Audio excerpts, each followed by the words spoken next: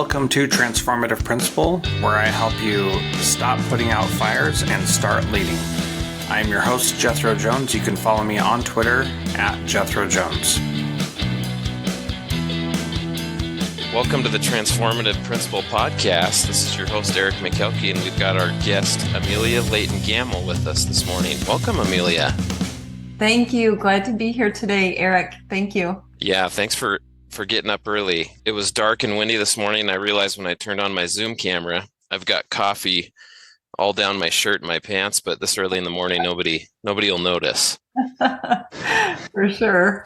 Yeah, so our direction on the podcast, as Jethro Jones has let me take over temporarily and host the show, is looking at some ways to get building principals that are new in the position or new to the profession some specific help. So you and I got connected by some colleagues around the topic of retention and recruitment of teachers, something that schools everywhere and really all businesses today are facing. So tell us a little bit about your background and how it relates to education and working with educators. Absolutely. So I started my career in elementary education. I taught early on, focused on literacy especially. I did that in both public and private schools. I stayed in the systems for about 8 years. I moved into higher education and started teaching remedial classes at the college level, and worked in higher education both as an administrator and as a tenured faculty member. During that time, I started writing some books. I published a few books and then started traveling around the United States, helping educators and college faculty members build rapport and relationships in the classroom and focused on student success and advancement. And one really interesting that came up when we first talked, Amy, was tell the listeners about your current employer and position. Yeah, so right now I am working with NASA's Jet Propulsion Laboratory, and I'm focused on some diversity and inclusion aspects and a talent pipeline into the organization. That was impressive. We could spend a lot of time talking about those experiences, and I know you've got quite the background as a speaker and an author, and you've won some awards, right? The J. Ward Preston Outstanding Faculty Award. Exactly. Yeah, impressive. So thinking about the topic this morning, Amy, with staff turnover, what do you think are some of the biggest causes of that in schools today? Yeah, I think because I'm still, of course, working very closely with K-12 districts and higher ed organizations. And when I'm looking at the K-12 arena especially, I think that the turnover has to do with three parts, I think. And so I think the parental support, the lack of parental support is one piece.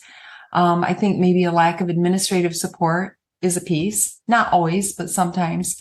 But I think that the biggest issue that I'm hearing across the country, Eric, is the idea of the classroom management. Teachers are overwhelmed. They're coming in. They don't have a lot of experience, especially if they're a novice teacher, a new teacher. They have some methods classes about how to do that sometimes in their education programs, but not a lot of time is spent on that. So that is the number one reason that I'm hearing and seeing across the country. Yeah, and it kind of sounds like the perfect storm, right? If you, as a classroom teacher, you feel like you don't have the support at home, yeah, and you feel like you don't have the support of your administration, and you're having difficulty in the classroom with the students, that makes a lot of sense as far as just feeling burnt out and feeling like things aren't going to get better, making a difference with students. Yeah, and I know, the old saying, people don't quit their job, they quit their boss. There's also been, there's a lot in the news about teacher shortages, and I've read about big districts, still holding teacher fairs right before school starts and having 800 vacancies. But there was also some interesting research that the National Principals Association did that showed that the administrative turnovers as great or even greater than teachers, which probably isn't going to help anything as far as retaining teachers if you've got, a lack of support teachers leaving the profession, and then on top of that, a turnover in leadership. Is that kind of what you've seen and heard recently in It schools? definitely, yeah, it is, Eric. And again, I think it goes back to this issue of managing the classroom, because what's happening is the teachers are feeling overwhelmed. They don't know how to manage the classroom, and that's nothing against them. They just haven't been taught yet. And then, of course, they'll go to the administration and, kind of vent that to them. And then the administrators don't have the support of the parents oftentimes either. And like you said, it's the perfect storm. I will tell you an interesting thing I just heard recently. A lot of schools they're trying to remediate this retention issue. So some of the schools that I've been talking with are starting mentoring programs. So they'll bring in a new teacher. Doesn't have to be necessarily a novice teacher. It could be a teacher that's been in the field for a few years, but maybe switched buildings or switched districts. So they're matching them with a mentor. And in theory, it sounds great, right? So we have this mentoring teacher, but I'm finding out that that's not really what's happening at all. The mentor is more helping them with, reminding them that there's a meeting, or telling them, our policy, we don't let the children, especially if it's early outside, if there's not an attendant on the playground or things like that. It's not really focused, again, on what's going on in the classroom. And that's where the trouble is stirring. Why do you think that is? Because I sense that when I've worked with teachers and when I was a teacher, it's almost like,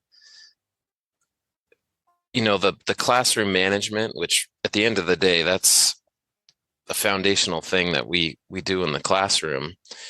It's not a topic that comes up very often. Not many teachers seem to ask for help with that, and not many administrators seem to actually provide any help with that. Now that I hear you say that, it's like, mentoring programs are, oh, let's do book studies, and here's the grading policy and curriculum, which is all important and part of the job, but why aren't we spending more time and effort on managing the classroom?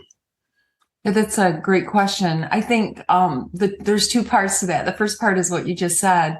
Teachers don't reach out. They're embarrassed. They don't want to admit it's, it makes them feel less than. I'm not a professional. I'm not able. I'm not, adept, I guess is what it is. So they're feeling embarrassed about having to reach out.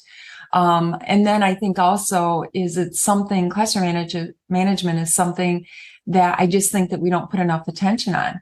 One of the things that I've been working on, Eric, with schools across the country is we're calling it Classroom Management Boot Camp. And it does help. And I was talking just to some teachers yesterday, as a matter of fact, here in Michigan. And I asked them, I said, when you started out, that first year that you were teaching, those first few months, how valuable would have been the Classroom Management Boot Camp if it would have been available? And they were just very, a unanimous, yes, it would have been valuable. They felt like they were walking in without the tools and the resources, and they really didn't know how to get started. And it was kind of a trial by fire type of situation. So that's one of the things that we're focusing on now is the Classroom Management Boot Camp.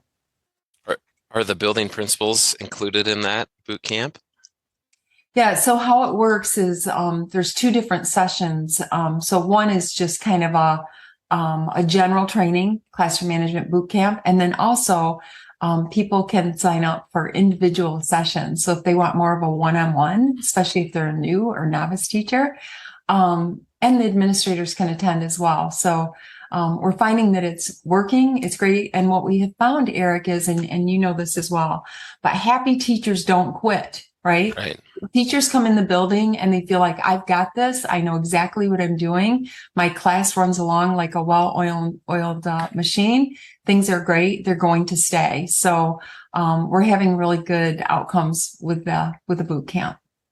Yeah, that's something I've always found interesting when I became an administrator, because as a teacher, especially years ago when things were less collaborative than they are now, you kind of go to your room and you do your thing and you have your management style. And if there's no issues, the principal leaves you alone, you leave the principal alone, things are good. But when you become an administrator and you're looking at all of the different classrooms and all the different grade levels and all the different styles, it was really hard to make each teacher feel like they were supported, because the styles and ultimately the tolerance that each teacher had is so different.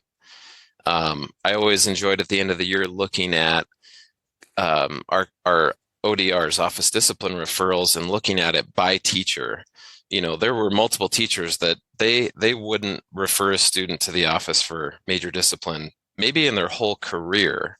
Mhm. And then there were some that if they didn't bring a pencil, they were sent to the office. So thinking about that as an administrator, what suggestions would you have to help teachers feel supported, but also maybe have some common expectations for students? Yeah, again, I think there's a couple things here.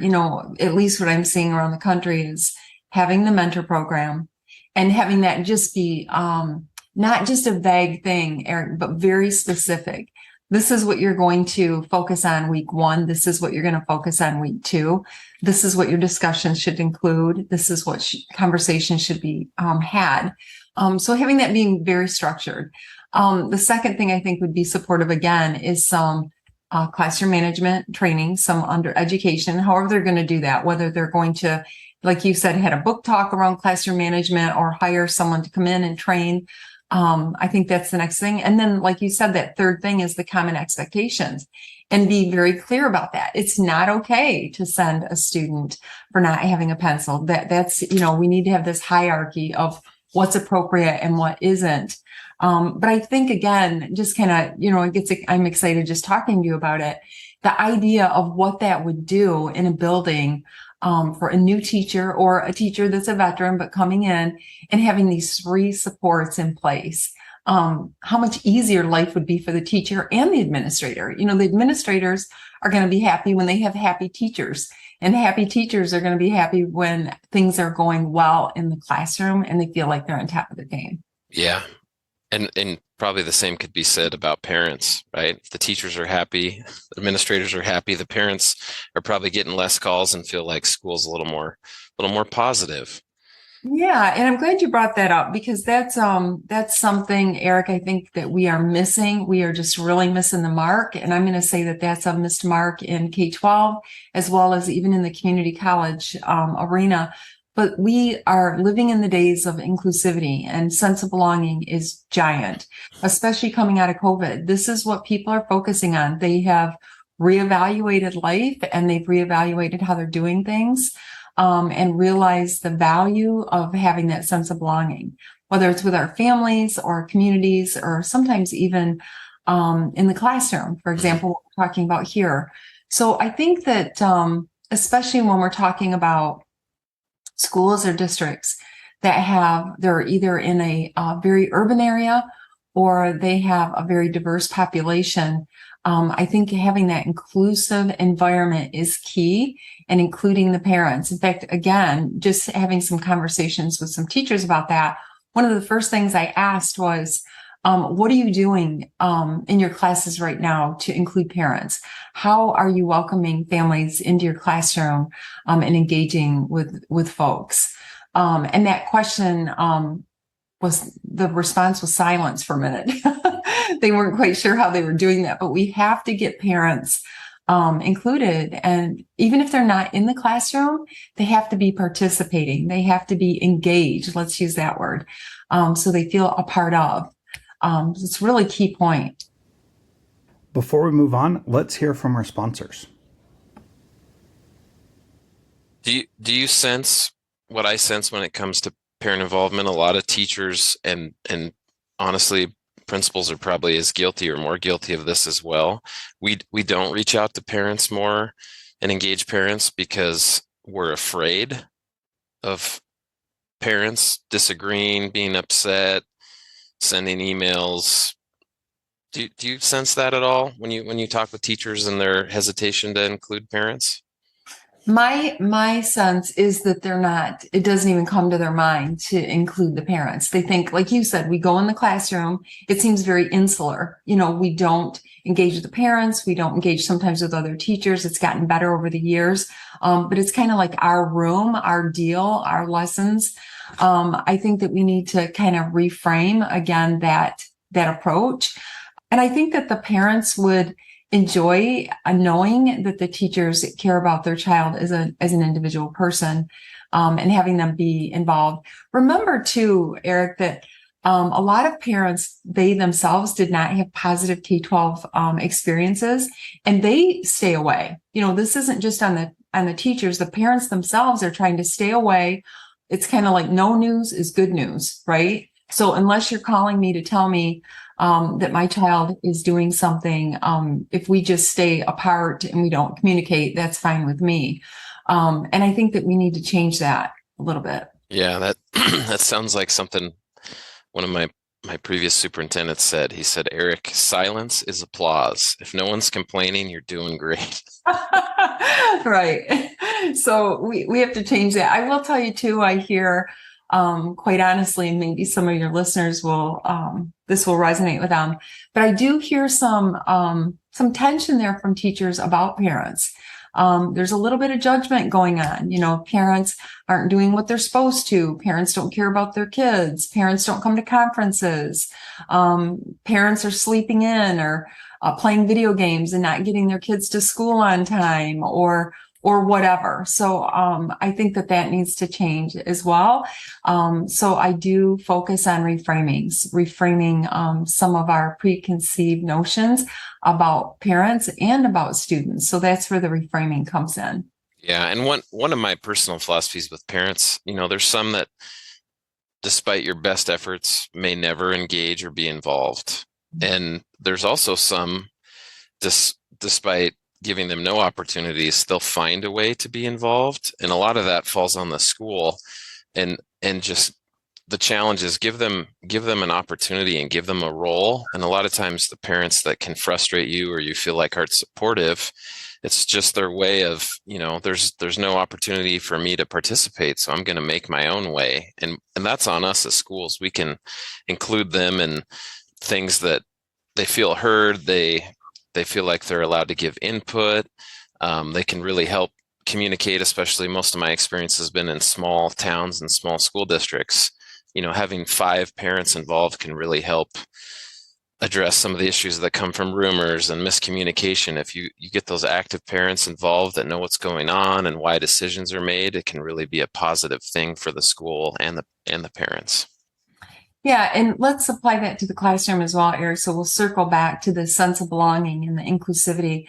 When you have that, when you've developed that feeling in the classroom, a sense of belonging, and almost like a family environment in the classroom, research tells us we don't hurt people that we like. And when we think about kids, fighting or getting into trouble or antagonizing another student or bullying, that doesn't happen in environments where they feel like there's a sense of belonging there. So that same belonging that we're talking about with parents, again, translates into the classroom. And that really, again, is a classroom management issue. So when we ask teachers, again, what are you doing to foster inclusivity and a sense of belonging in your classroom? That's something that needs to be thought about and intentional about, developing and curating. Yeah, that's very true. So it's interesting. We've talked a lot about, the topic today, recruiting and retaining staff. And none of our discussion has been around what I think most schools have done, or at least what I've heard, raising pay, signing bonuses. I think it was Tennessee was the first state that came up with an alternative licensure program. But what do you think about some of those trends as far as focusing on compensation and just getting more bodies in the classroom? Do you think that's going to help solve this problem in schools or make it worse? Yeah, so that's a really interesting point. And this is what I'm seeing, Eric. Well, I'm all about teachers making more money so they can provide, for their families. And I know how important that is. I was in the classroom myself until very, very recently. So I'm all about that. And I know that some teachers have student loan debt on top of just trying to, survive. So I don't want to diminish that at all. I think that's a big, important piece.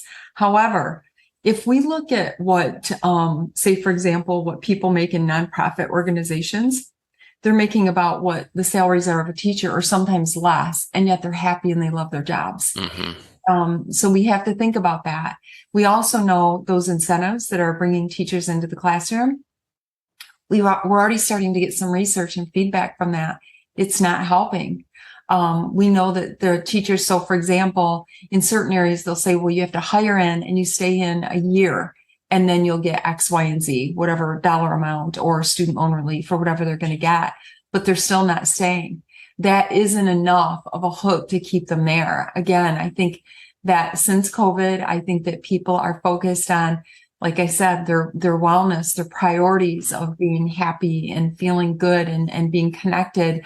And it's just not enough for them. So if they're in the classroom and they're still feeling overwhelmed, and they're not feeling like they're making an impact and that they don't have a handle on the room, they're going to leave. Yeah, no amount of money or no one-time bonus is going to change that. No, it's really not. Yeah. Yeah. Well, and one other question I wanted to get your input on. I'm a principal that's new to the district and the community, and in our specific high school here in Glen Rock, Wyoming, we also have a new assistant principal and AD, and one of our secretaries is new. So just looking at our office team, there's been a lot of turnover. Looking at our teaching staff, 7 of our 25 certified teachers are new to the district this year. So a lot of turnover, which I think is only compounding when you've got all new leadership in the building too. But what starting point would you suggest for principals? You're coming in, you know that there's been turnover. Where do you start trying to keep staff and help solve some of these issues, Amy? Yeah, well, I think you just said the magic words, keep staff. So we know that it's better for the school and the district. We know it's more advantageous for the students, and we know it's more lucrative. It's less expensive to keep the teachers that we have than it is to find new teachers. So it's a win all the way around if we retain teachers. And if we can retain them, then we're not looking, for the next one to come in the door anyways. So that's where my focus would be if I were a principal.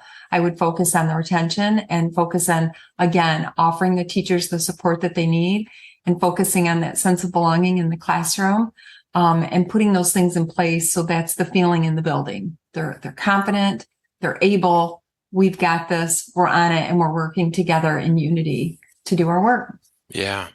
And that's important. It's also hard work. It seems like a lot of our time and attention is focused on, well, shoot, this spot is vacant. Let's reach out and find somebody. Let's get it filled. And it's like playing whack-a-mole.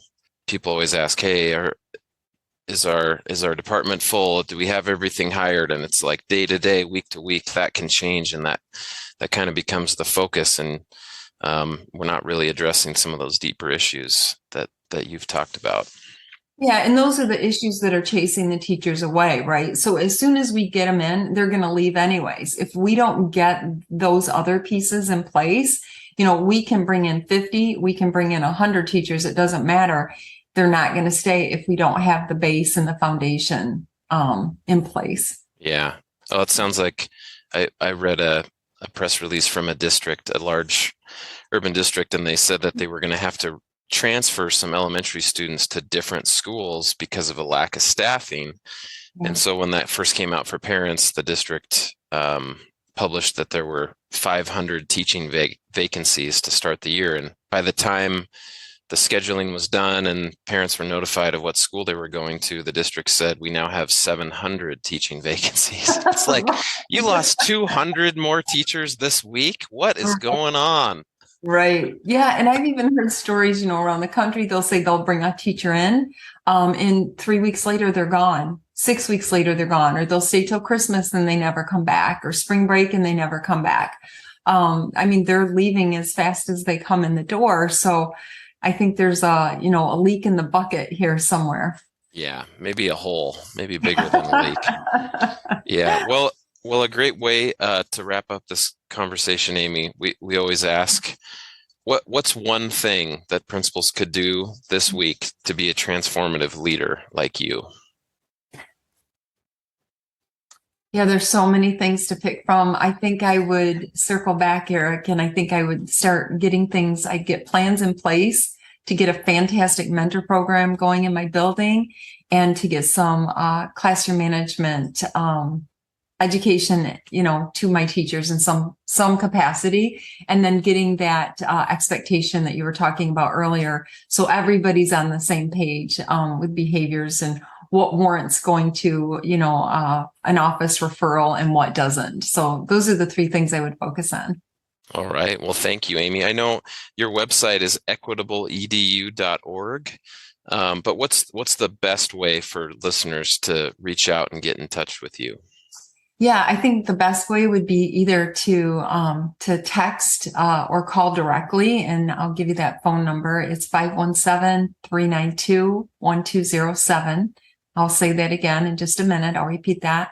Or to email me directly to my personal email, which is my last name, Gamel, Gamel, and then my first name, Amelia, Amelia, no dots, at gmail.com. So either of those ways. And again, the number is 517-392-1207. Great. Well, thank you, Amy. And we'll have all your contact information in the show notes so listeners can follow up and get in touch with some of the help that I think all of us desperately need. Yeah. Great. Well, thank you for having me, Eric. It's been a pleasure talking to you. Yes. Thank you, Amy. We really appreciate having you on the show. Thank you.